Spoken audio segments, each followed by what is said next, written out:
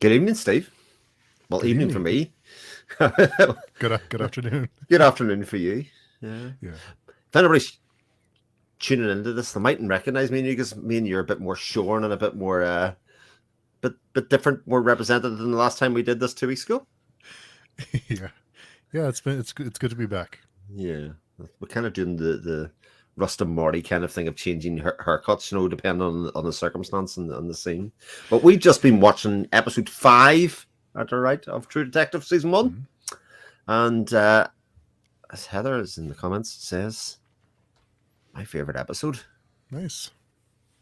I think it's probably my favorite episode as well because a lot of stuff that's come home to roost, so to speak. So some of the stuff that you'll have heard me speculating about over the past while, they've obviously done a decent enough breadcrumb trail to kind of lead me to this point successfully. And Oh yeah. It's been so hard to not talk about this episode. so it's a weird mix of feeling vindicated, but also like, oh, but obviously it was all too obvious or something. You thought you're being clever or something, but yeah, all that kind of stuff. So I'm sure we'll get our way through it. But Yeah. general impressions about this is this one of your favorites as well, Steve? I think so. Yeah, it's one of my favorites. Yeah, it's up there for sure. Yeah. And again, trying to go, you have narrative episodes. This is very much cards on the table. Like this, they just say in the episode, "What's in the file behind you?" Yeah. I can use the person to go, "Well, what is in the file? I didn't know there was a file behind them. Tell me what is going to happen in the file behind them." And thankfully, they do kind of throw a bit of that out. But we'll start at the start. We'll start with the idea that they were when we left it last. Ginger was in the back, or Mhm. was kind of rescued in the back from the one take shot that went along there. And as it turns out, they were going to then try and find Ledoux.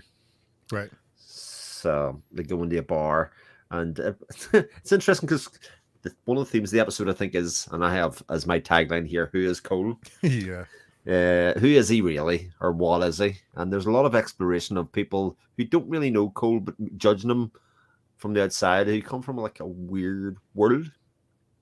Yeah. I'm curious what your thoughts are on what Ledoux tells him because he tells him, "I don't. What is it? I don't like your face. There's something in your eyes in the dark in your eyes." Yeah, there's a shadow in you, son. Where shadow. Yeah. Isn't that the phrase that he says? He's got a demon inside him, and there's a shadow in you, which kind of again mimics this Satanistic, ritualistic, you know, that he's almost from that world, or in some way, it's like a birth in the darkness, or the satanic world. Like, again, mimicking the iconography that we've seen of Cole as well, with the cross Mhm. above his head and all of that kind of stuff. That actually he's no stranger to this world. Yeah, it almost makes it when he tells him that it almost makes it feel real. Like there really is Hmm. something going on here instead of it just being this person's crazy. He's like out of his mind. It almost gives it like legitimacy in a way to say maybe something is happening here beyond like it's not just a physical thing. It's like something evil or something spiritual is going on here. Yeah, that's an interesting point because sort of up to this point, everybody's either, has been a sort of shady character. Well, I think everybody sort of already is, but people have been saying this stuff have been either prostitutes or heavy drug users, or, something. But there's like a common theme that kind of, again, runs through a lot of this episode, that people from all walks of life are going, but you don't represent who you say you are, or you don't fit the caricature of who you say you are. Yeah, it almost seems like he sees well for as much as Cole is able to manipulate people and to get information and to get confessions out of people. He's a good he can manipulate people. He knows how to Mhm. play people and kind of pull the levers that need to be pulled. But there are some people who figure him out really quick. Like Ledoux Mhm. is right away does not trust him. There's a shadow in you. There's I don't like your face. If I see you again, I'm going to do things to it or Yeah. something to that effect. Something to that effect. So it was interesting that the prostitutes that he was with before were almost like flirting with him. They wanted him to like Sure. wanted to appeal to him in a different way. It wasn't like a transactional thing. It was almost like doing a freebie almost. It Yeah, wasn't like yeah. a transactional thing. It was like more of a sincere attraction to him. but Ledoux is it almost like he sees through him right away. Yeah, and maybe from his obviously Ledoux has had a very troubled life, seen a lot of different people, a lot of bad people, and been in place inside with people like that, and can kind of maybe recognize it a bit quicker than maybe the common man. You know, seeing evil for what it is, or seeing like a darkness in somebody for what it is. Behind maybe the nice pressed shirt and the nice clean cut do that he has. Yeah. Really, really, really interesting. But it was interesting. Like once that kind of he shuts him down, and then you know Cole's still got this pretense with Ginger going on about sort of who he is. He still hasn't really twigged, but Marty's doing the police work. You know, he follows Ledoux and kind of does all that kind of bit. But you then get the first breakdown of where the questioning from the two detectives is happening, and the divergence of the truth and what they're saying. Yeah, it very clearly shows the split. So okay. So what was your reaction when they were showing what was happening, and then the narration didn't match? What was your reaction to that as a first time watcher? Well, again, there's this idea of, I think this is represented in previous episodes, is like Marty and Cole kind of concocted a story to cover themselves, right? But my whole feeling through the whole of it is, who does this retelling of the story benefit, or what does it remove? You know, because to me they could have just told the original story, and from what we see, it sort of would have been fine. Okay, they ended up sort of killed. Somebody ends up dead and all the rest of it. But again, as soon as you find the kids or otherwise, and then you come to the realization that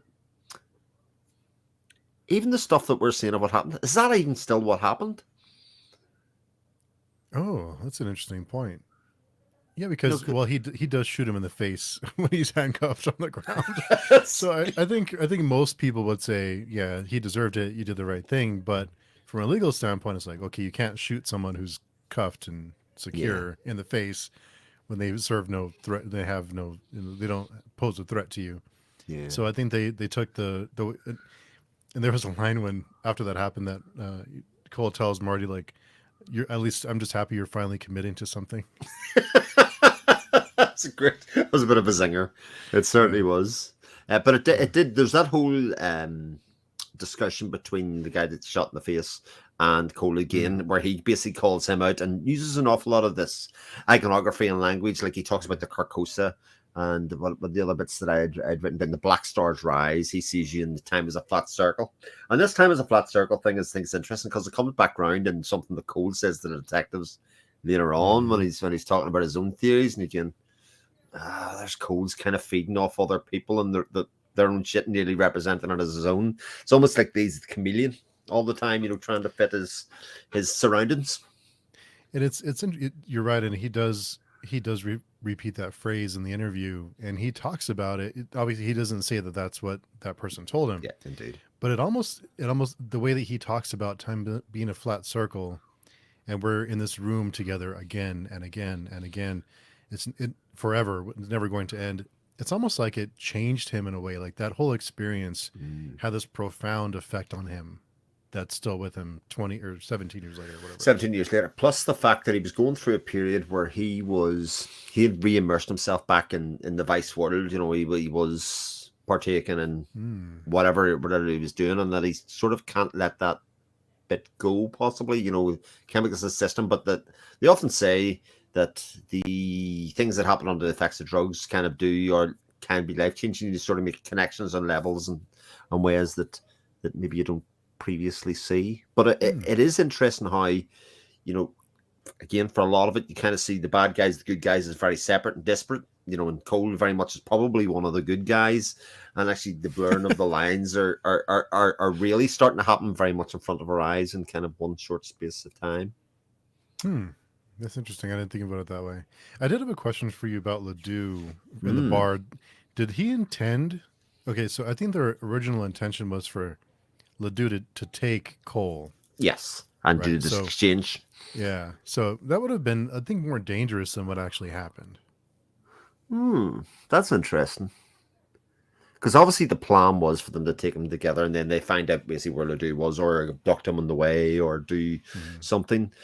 But yes, it is almost more dangerous how it happened. But given that Cole was probably just looking for a fall guy, it actually worked out perfectly because it gave him deniability and a set of circumstances with which to have him murdered, even though Marty was the one that did the murdering, so to speak, and a lot of, or at least set the firecracker off, in terms of doing the first shot. So that, I mean, I did wonder about how carefully managed that was, but given that Marty did it first, it gave him a reason for Marty to buy into the story. Because if it had been just Cole doing it, then Marty might have went, no, let's just say what happened. But in this case, Marty was okay. Yeah, I took the first shot. I lost the head and did that kind of stuff and let them both buy in. So it sounds like you have your mind made up about something. That's what it sounds like.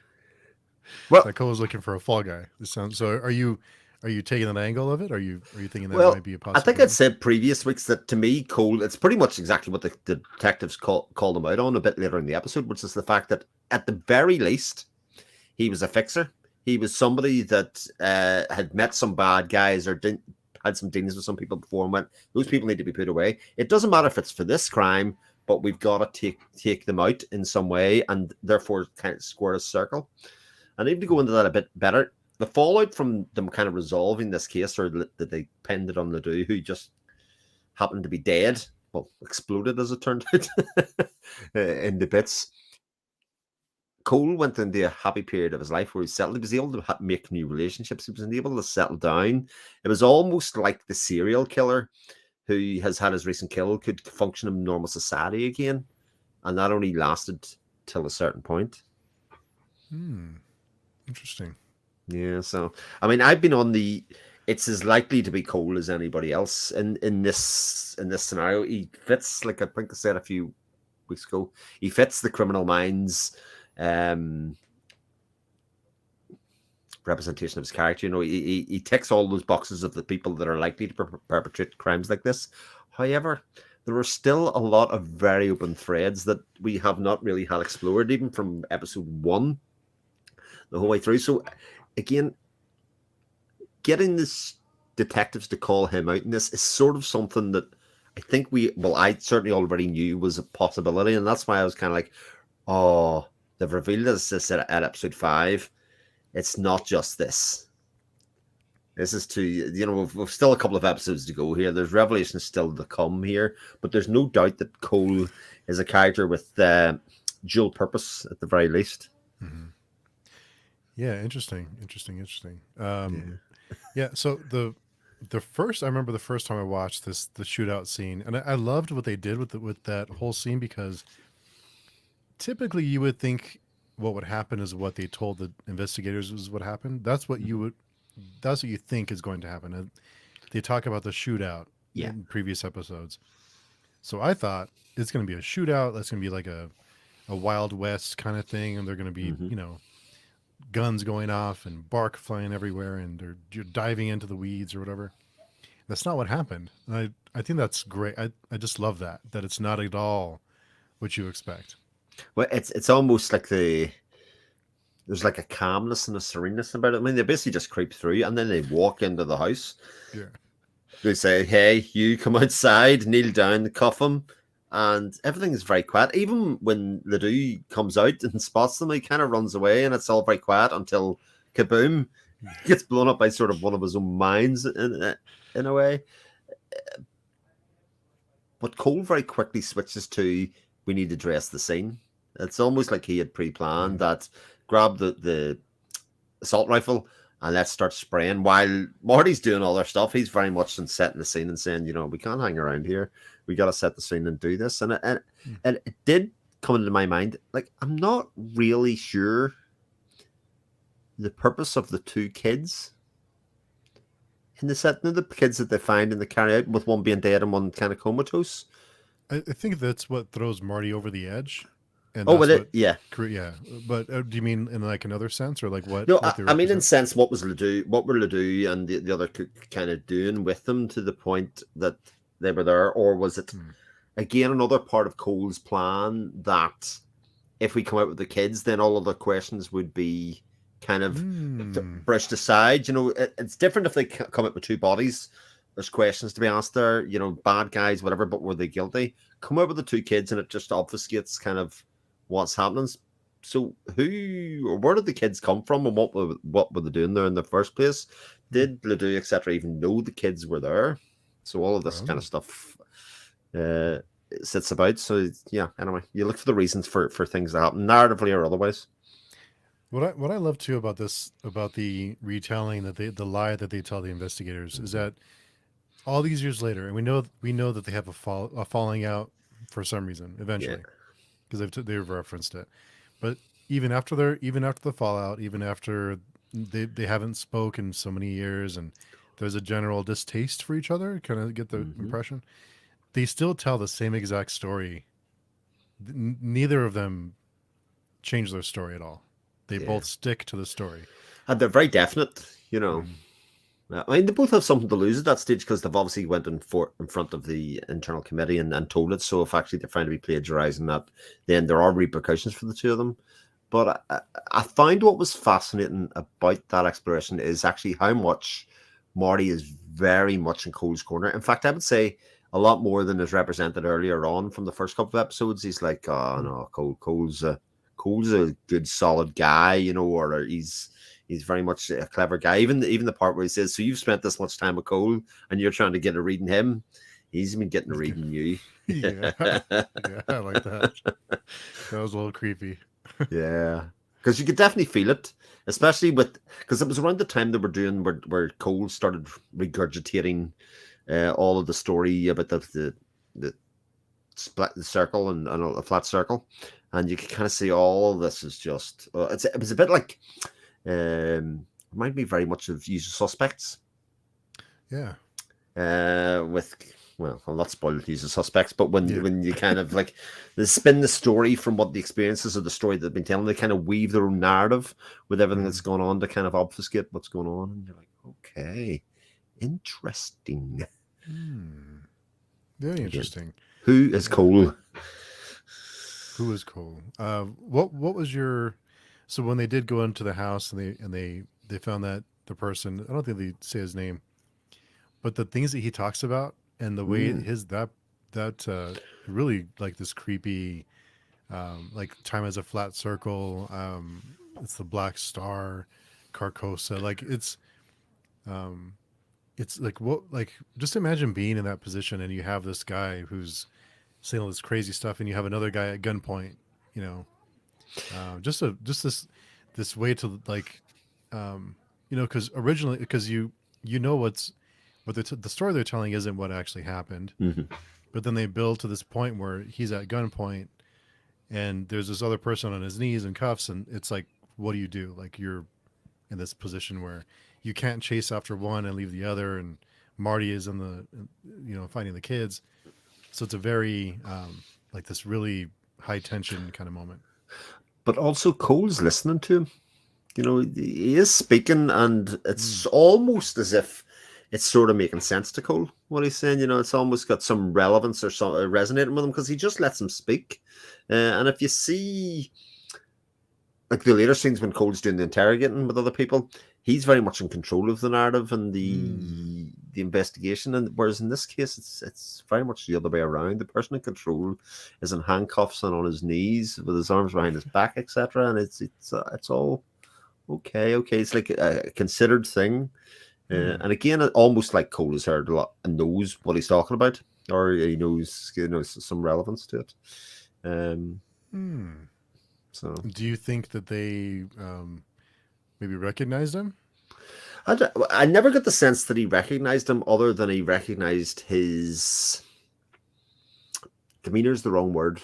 You know, again, that association with the language that he's talking about, the things that he's talking about, he knows the kind of circles that he's been running in, which is again very plausible given that Cole's been working in Vice and around these areas, etc. as well, and may well have been very deep and knows a lot of these people, which again fits the narrative of the dude did another crime, Hmm. need to pay for it, and so they pinned it on him.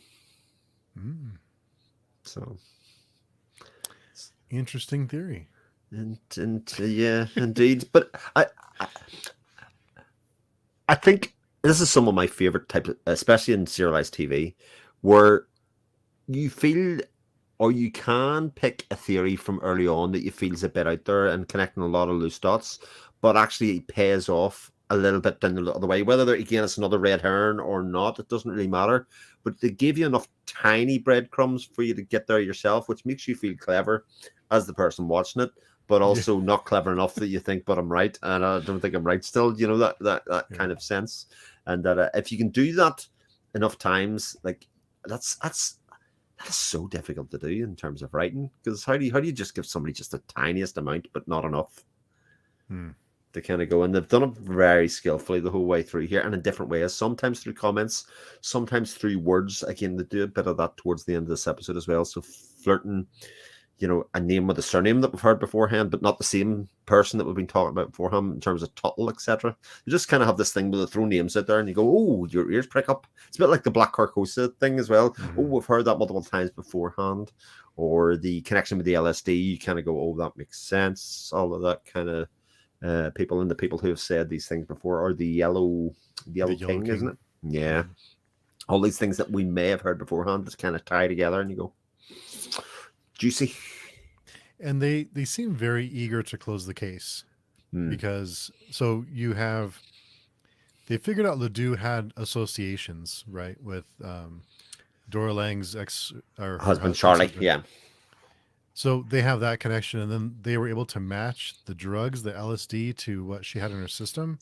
Yeah. But that's circumstantial. I mean, they just seem so eager to close it out. Like, okay, done deal, we're done. You solved it. Congratulations. Let's all move on. They seem very quick to want to just wrap this up and say we're done. Well, again, it pipes back to the end of episode 3 or whatever it was when they discovered about Ledoux, and then Cole was like, "Oh no, let's go." It's the first time he was really, you know, oh, let's just go straight for this again. That narrative of, you know, he had decided a long time ago who this was going to be and kind of leave the breadcrumbs out there for Marty to find. So again, it looked like Marty's idea, but he's like, "Yeah, I'll get my jacket."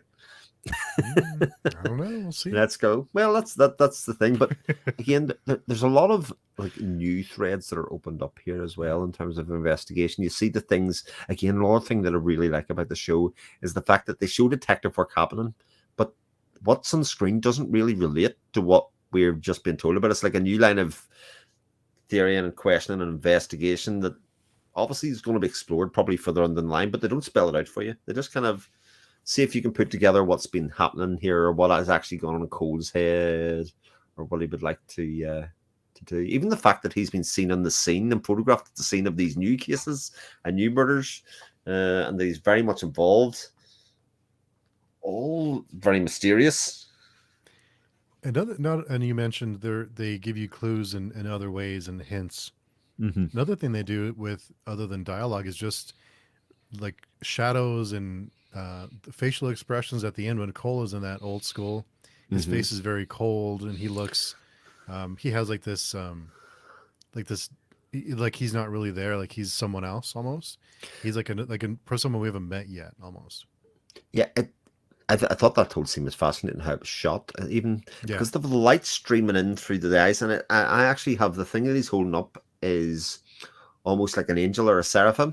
Is what I had. He's holding it up, and the light shining through, and again a very biblical kind of religious iconography screen, and then again with the look of him, it is almost like, I'm trying to think of what the phrase I'm searching for, almost like a petrified kind of religious thing, where again all the colors drained from his face, and like almost like a stone. Yeah. Kind of statue in ways, and almost like a pose, and then they pull out, and then you see again the hints of like this canvas through the window of the drawings of on the wall and stuff. Like, oh man, so much going on here, and especially because Cole's doing this himself. Yeah, this isn't stuff that he's inviting Marty into. This is the stuff that this feels like the real investigation, if that makes sense. In terms of Cole's. He's got that bit done, but this is, I'm still investigating this, or I'm still going, which again links into still pursuing it years later and being involved, and that he knew the case wasn't solved, but he got his man. He got the man that he wanted to have done for beforehand. Whether that's to protect himself or whether it's to investigate it a bit further or investigate that world, we don't know at this stage. So, a couple of questions for you about Cole. So, Mm. first question is, what was your reaction to Cole's reaction during that interrogation when the man says, "I have information about the Yellow King"? Mm. So his reaction to that was very swift and he reacted very quickly. Second thing is on the section where they show him and the girl he was dating for a couple of years. Mm-hmm. He looks very detached. Like they're doing normal couple things, and he looks like he's bored out of his mind. Like he does not want to be there. So I'll do that one first because I think that's very much that sociopath thing of that he needed the partner to keep up pretenses. You know, as if I'm living a normal life, I'm existing within this world, and nobody's asking any questions because I have a steady relationship. She's a steady job. I've got a promotion. It's very much keeping up appearances, you know, in some ways. But he's never shown at any stage that he was ever interested in relationship, family, even though, again, the story was that he had a wife and a kid that was killed, etc. And we've kind of thought that changed him and hurt him. But also, I'm not so sure now. I haven't seen him do this insofar as, you know, is this Cole's a sociopath, almost certainly.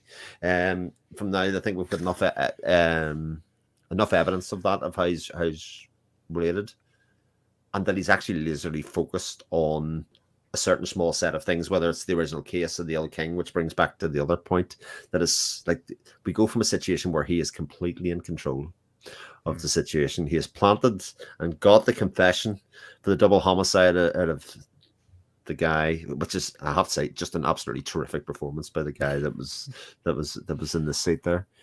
Two words, basically. You know, it's kind of a bit, you don't know anything, to then these two words that are, again, the laser focus. You don't see that engagement with him in his new relationship. You don't see any relationship with that even when he's with anybody else. But as soon as those words are spoken, he loses it. And it's the second time we've seen him lose control. Although I would argue that the first time when he goes back into the bar and beats the information out of the guys, he was completely in control of. You know, it was just extreme violence in that case. This is the first time we've seen him actually something trigger inside him. And then you think, well, why would the Yellow King trigger him? And there are only a couple of ways that registers in my head as why it would annoy him. So it's almost either as if, is he obsessed with it so much that he's obsessed with the case, or is it for another reason that he's for another reason? Somehow? Yeah. So I mean, a couple of options there, and I'll spell them out because I obviously don't know anything. So either it is the laser focus in the case, and he has been working it for years and years and years, and has come to a dead end, and he hasn't heard anybody talk about certain bits about it until he hears this, what seems to be just a random person know an exact point about the case. Or is he the Yellow King? And again, thought he didn't know anything about it or otherwise. So again, how do you break somebody's veneer of, you know, of coolness or otherwise? You kind of hit them with something that kind of makes them go, oh, maybe I am not a best kept secret, or maybe there's a secret that I know about that people should know about, but there's this random dude who just murdered 2 people in a pharmacy that all of a sudden knows some details about this. And you're like, oh, okay. So again, 3 episodes to go. Isn't there 8? I think there's 8 episodes. I think there's 8. I think it's 8. I think it's 8. So there's still a lot of story to tell. When you think about how much happened in this one episode in terms of, you know, taking you on a ride. Just the non-gunfight alone could have been an episode. Yeah, well, I can think of lots of series that would have just done that whole episode just in that one location. Yeah.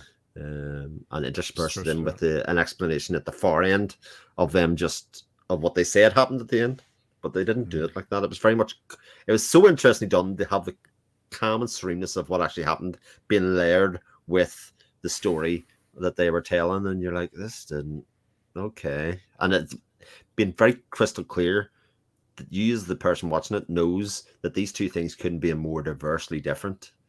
Let's be under no confusion, you know, the way that they do it. And the great acting job this one is like, what was the As Marty says, it's heavy shit. It was heavy shit. It was going down and they're cutting around and they're just kind of sneaking through the stepping over tripwires and all of that kind of stuff very slowly. And it's also at the beginning of the episode. It's like the first what 20 minutes or so. Yeah, I have it as scene 2. I've started doing scene 1, scene 2 in terms of like big set piecey or kind of themey ideas. So it was basically the second scene. So that's interesting too. That usually those kind of sequences are the climax or like the end of the episode or kind of what you leave off on. But it's the beginning, and then you see what happens after.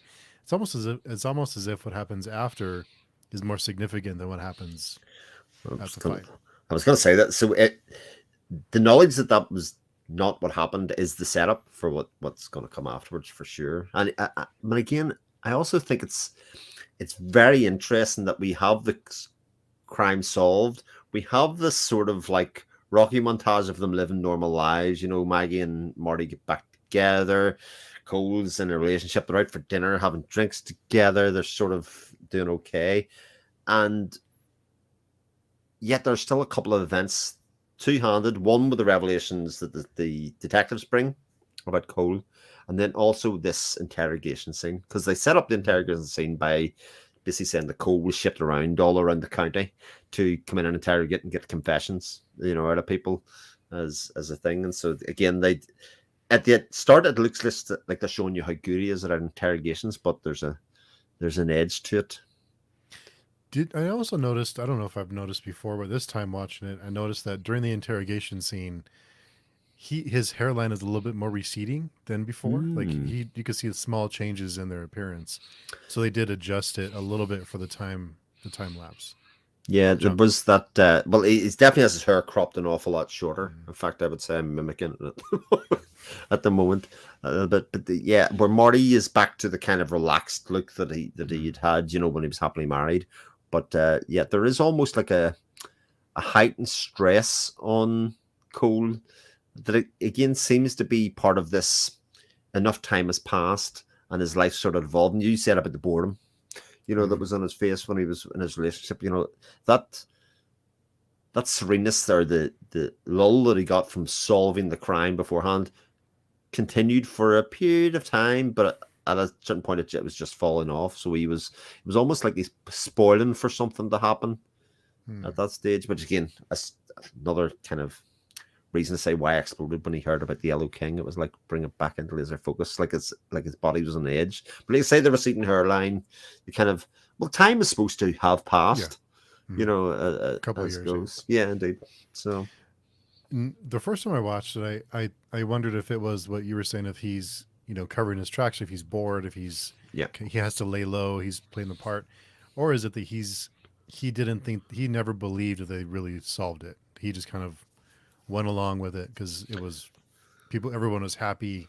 He got a promotion. It kind of like he was liked again. Yeah. But he knew deep down it was never solved. He knew that it was never over. Like it was something was still there.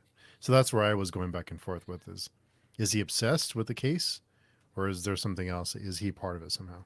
But regardless of he's a very intense individual anyway. You know, I think that was shown very early doors, and that sort of is postulating for the first couple of episodes where people were saying, "Oh, it's this type of character." Marty was going. He's going. It's definitely not that, Marty. Like you're barking so far up the wrong tree. And he has his notebook and his ledger, and it's funny enough, his notebook and his ledger didn't really appear here very much. You know, it seemed to disappear in the background as if, you know, he didn't need it because he'd already decided what was going to happen. You know, he wasn't recording things at that stage. It was out. But then when he goes back and starts to investigate the old crime scene, you know, that kind of idea is, well, if we haven't got the right person, where are all the other bodies? You know, surely there should be more bodies in here. And you get the investigation, you get the isn't the bit where he's doing the computer search where he says, you know, it's like the missing persons case is what I said, and, you know, wrongly reported or something. It was said, you know, it was missing person. Made an error, but just a whole slew of them. It's like, oh, well, maybe there are more bodies and we just don't know about them. And when he goes to out investigate the tree again, the thing is a very different setting and a different kind of look to it, with the kind of like, I don't know, the hole in the middle of the tree, but I was kind of thinking it was like a maelstrom or like a cyclone kind of effect. Yeah, well, like the flat circle, indeed. I did Yeah. actually write that down. That's your Yeah. black circle. To go and do, and you kind of go, And I ooh. think they even when they're in the car, I think they even talk about. I think Marty asks him, "Well, why haven't we heard about it if he's still out there?" And he says, "Well, maybe he is still killing. We just haven't found it yet. Haven't found Yeah. him yet." So And seeing who those kids are. Because again, while they're driving there, there's another missing persons billboard. The same iconography that we've had since, the start, when they yeah. kind of go around and see there are these missing women or otherwise the way through. And in fact, the investigators ask him when they start pressing him at the end of the investigation. They ask him, "Do you ever black out and not wake up not knowing where you are?" And so Mm, that adds another layer to it. Does he not know if he is doing this? Is he mm. doing it unknowingly? And he thinks he's a detective solving a case, but he's really the killer, or he's both. But Not whatever it knowing. is, exactly. All Yeah. these things are possibilities for sure. And as I'm saying, they drop these little nuggets in to kind of say, uh, all these things are very possible. Like I've kind of floated the idea that is Cole even Cole? Was Hmm. Cole another detective in another part of and he assumed his identity, to kind of do all these things. Again, all these things being the kind of character that we now get to meet. And I do think back to the first episode when people who'd watched this before, when I think you'd asked the question, or Aaron had asked the question, something like the fact, so who's your favorite between Cole Hmm. and Marty? And I was stunned to hear people say Marty, and I was like, but why? Cole's way cooler. He's way smarter. But if you've watched the thing before, the character flaws become much more evident around this stage of the show, and you kind of go, actually, well, Marty is the dependable, more straight up and down person that we seem to be seeing. His flaws are very much on show Hmm. for all to see, or certainly it appears that at the start, whereas Cole's are maybe buried a bit deeper, a bit And shrouded in mystery. Marty has some great dial. Some he talks about when he said things were good for a while. There were some good years, and Mm-hmm. you don't realize you're in the good years until they're over. Until they're over, yeah. Oh, I would love that line. It's such a great line that you don't realize, because we go through periods of, I don't want to say peace, but like calm. We have our ups and downs, but we don't have anything major. Like he says, until you get cancer and die. Yeah, So we go through ups and downs, but you look back and say, those are some good years I just had. But you don't realize it until after. yeah. It's the bit that I'm always a bit hesitant to say. Do you know when you're like we all go through these periods, we go, God, I'm struggling a bit, or I'm doing Mm. whatever. Like it's very, I'm very much a thing of like our experiences are all framed with a certain narrative in our head. What's one person can think of as positive can be negative, and vice Mm. versa. And that, as you say, like it could be something really bad happens 6 months down the line. You go, oh man, how I wish it was 6 months ago when I thought I was sort of struggling, but I Yeah. wasn't really. Things were bothering me. So, and you do get a sense of that. I think they do that whole exploration of Marty's family, and they see the kids growing Mm. up and what Yeah. he, that kind of. I mean, something I can definitely identify with the two young girls and the kind of the princess crown gets. I love that the way that was shot and represented, like the changing of the guard or changing of life when they threw the princess crown, it gets stuck up above, and it's sort of represented that one of those kids is going to die and fall out of the tree at that Mm. stage, and then it cuts forward, and you're sort of a bit confused and discombobulated about the time jump because it's not an obvious one Yeah. with And the daughter coming in. and he does talk about he talks about his biggest sin being Mm-hmm. inattention. Rather than infidelity. Yeah, Mm. another great line as Yeah. well. I thought that, thought that infidelity was going to be my greatest sin, but it turns out it was inattention and not like the details. And again, it's represented that he's talking about his two daughters, but it could Mm. be any amount of things that he could be talking about in terms of noticing Cole or noticing what was happening or noticing his inattention with his wife. Like again, he talks about the fact that things were better when Maggie can get back together, but there's nothing about Maggie's demeanor that Mm. suggests that she's in this relationship in any way that she was beforehand. It's very much a convenience thing Yeah. or something like that. For Like expectations almost. Like she doesn't look well at dinner. They look like they're okay, but that's when they're with the other the couple. kid. Yeah. Oh, But yes. when they're But together, they don't seem things just aren't the same. again, the deadness in her eyes Mm. when she doesn't see or she's not. enamored with him probably the way that she was when they first met, and when he Yeah. probably thought he was funny and whatever. Yeah, just these little subtle details in the performances that make the biggest difference Hmm. in how kind of like setting up how everyone is feeling. Yeah, it's just performances, and I often wonder, some of that will be the actors, and some of Mhm. that will be the writing. It'll be in the script, and I often wonder, the more that I hear about this kind of stuff, uh, it's often performers and cast, they all bring their own ideas to it, and some way it kind of gets put together, and you get something that's greater than the sum of its parts, Yeah. and as what it was written. But yeah, it helps when you've got a couple of actors as good as McConaughey, Michelle Monaghan, Yeah.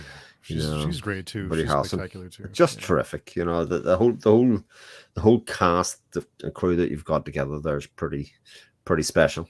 Oh yeah. All-star cast and Yeah. everything. Yeah. I did find so when the breakdown of the detectives comes ahead, and you have the younger detectives start to sort of break character very quickly, and he gets called out of the room. I think it's the Yeah. first time I actually noticed the kind of difference in seniority between the two characters, or that one was even significantly younger than the other one. Yeah, he did almost like pull rank on him a little bit He and did kind come of on like, outside, yeah. and they decide to kind of throw it at him. I think it's interesting that they let him spew the whole load of crap about with the beer can and the metaphor and all that kind of stuff. And I think myself as a viewer going, "Oh, this is just shit, Cole. Come on, like I haven't even called you out on it yet, but this is just garbage. This isn't even the intelligible stuff that come now. You sound like the drunk." Yeah. And he talks about those kids being in that room again and again and again. Hmm. And he's mentioned that before about, you thought you were a person, but you were just alone in a dark room or something like that. I Hmm. forget the exact quote in a previous episode. So they all kind of connect all these ramblings he has. Yeah, and then the fact that they produce and say, "Look, you've just been talking crap for a while." But most interesting, I think, is the scene with Marty when they show it to Marty and say, "Look, what do you think? You must have connected the dots here in some way yourself. This is what we know about him. This is what we know was lies, etc." And just see Marty looking at the stuff at the table and going, "Hmm, Yeah. And he looks at them as they're talking, and he's kind of, you can see him processing what they're saying. Kind of like, he always made the case go where he wanted it to go. He always found the evidence. He knew where to look, and it was always him. It was never you. mhm." So they were putting all these thoughts in his head. Which again could be a double switch because maybe Marty was like I think it's been represented like for as much as Marty is a failed character, a bit of a meathead. Sometimes he is an intelligent, good cop. At the end of the day, like he is capable. So, and often I think a lot more capable than people ever give him credit for. In terms of all of those things. So, maybe the chances that he's working an angle the whole way through, just the same as Cole. They could both be working angles. They could have intentionally fallen out to kind of create a scenario where they were being pitted against each other, or they could kind of be looked at. All these things are like very possible because these two people are intelligent people and good Mm-hmm. cops. Yeah, when Marty's not distracted, it seems like he's pretty good. Yeah, indeed. Well, no, but showing her, well, know her as the case may be, Yeah. and sharp look, and the fact that he is getting interviewed in what is quite clearly a place of work for him still. Mm-hmm. Even the arrangement of the seating, I think I've talked about before, that he's in control sort of a bit more in that room, whereas Cole is the logger lout and all that kind of stuff. And the fact that he challenges them, say, get a warrant. I Yeah. think we're done here. It does kind of scream that he's a bit threatened now. Mm-hmm. Why do you think he's threatened?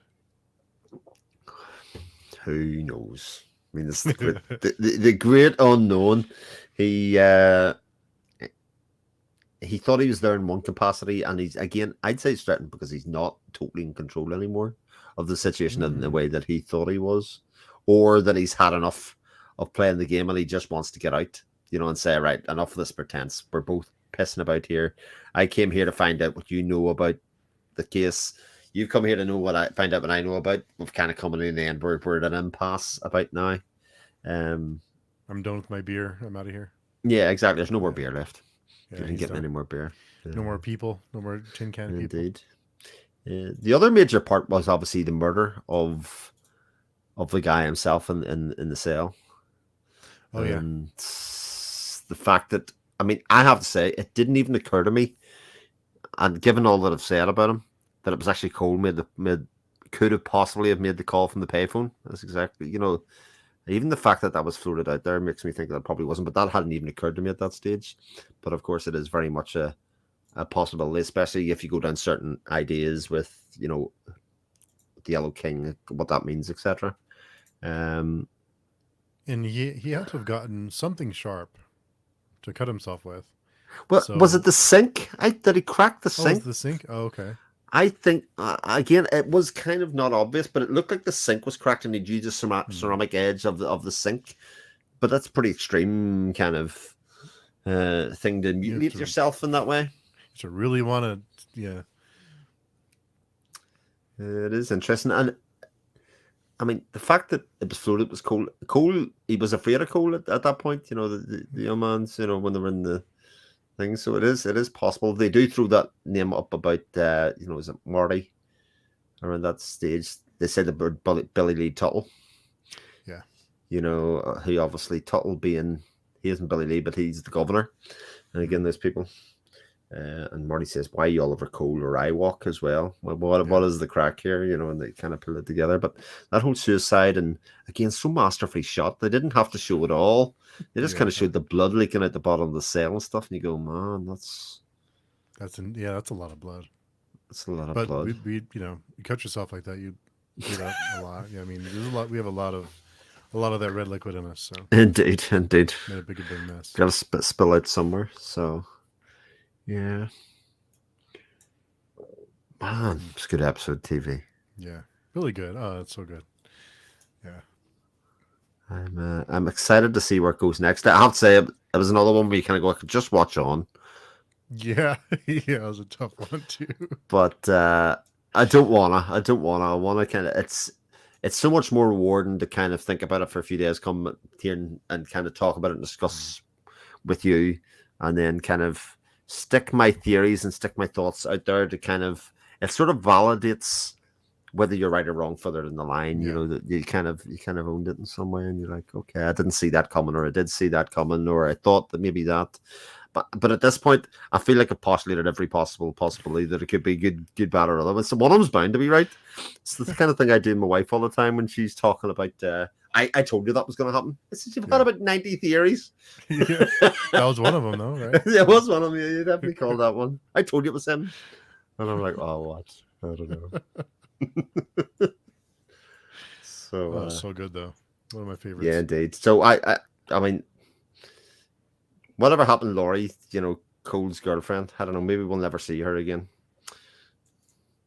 I don't know. She seemed to have her moment in time, and now doesn't seem to be around. She's not cutting his hair, that's for damn sure. Yeah. Yeah, he's looking pretty rough. They do float the idea. The other thing that I had written down here actually was about, it's the first time that, again, it's been brought up by the characters, that the task force was so hot to take over. And, did you never wonder why they were so keen to swoop in and just take it all up and blah, blah, blah? Which is something that obviously the audience has been wondering as well the whole way along, but nobody seemed to be recognizing it. So, yeah, it makes you wonder. Does indeed. So that's all my notes. That's my 700 words covered. Oh, 700 words, really? Well, I don't know, something like that. It definitely is. It's a considerable piece of writing on my behalf to do. Yeah, there's a lot in this episode. A lot of stuff. There is. I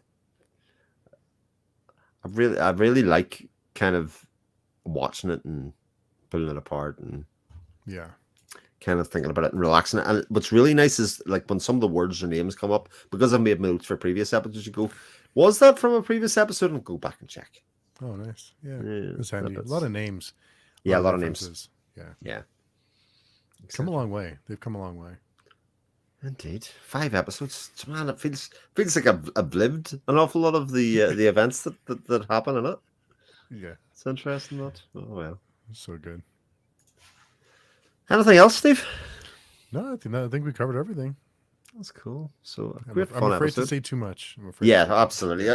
This must be so hard. It is, yeah. But no, Yeah. we'll get to it. Yeah. It's interesting hearing your thoughts on it. Yeah. We'll see how it We'll turns see out. how it goes. So we're back on your channel again next week then? Yeah, episode 6, and then we have, I think, 2 more after that. I think so. Yeah. We get the big conclusion.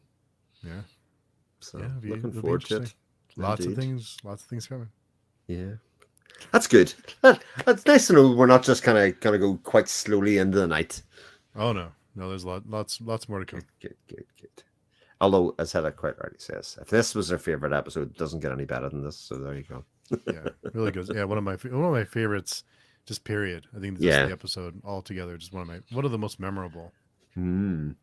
Interesting, because I mean, especially when you consider the main set piece is a non-set piece, but yet that still ranks that highly for you, you know. Because it's not what you expect at all. Yeah, indeed. Yeah. Cool. So if anybody's looking to catch up with you, Steve, where would they find you? Either Steve Talks Books or Steve Talks Movies, or at pagechewing.com. Nice. And you can catch me on Vero Down. Oh, that one MFer. Yeah, I can't. Somebody might pay you. Somebody might pay you a lot of money and say, I want that name tag. I don't think so. Somebody with a sense of humor, maybe, but I don't know. Indeed.